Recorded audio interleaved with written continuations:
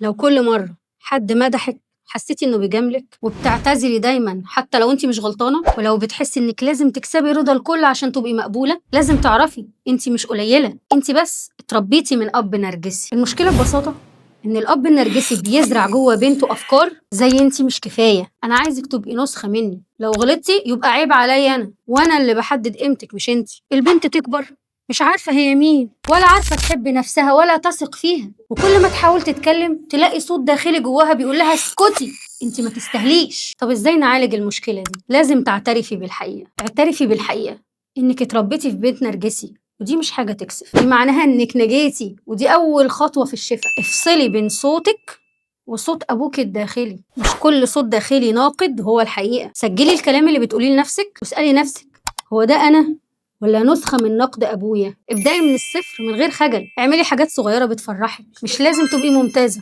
بس كوني حقيقية. والعلاقات الصح، اختاري ناس يشوفوكي، اختاري ناس صح بيحبوكي بجد، مش محتاجة انك تبذلي مجهود عشان ترضيهم. التقدير الذاتي مش بيجي من بره، اعملي قائمة انتصاراتك وشجعي نفسك بكلام حلو. افتكري ان انت مش قليلة، قرري تبقي نسخة أقوى، نسخة بتحاول تبني نفسها من جديد. صح؟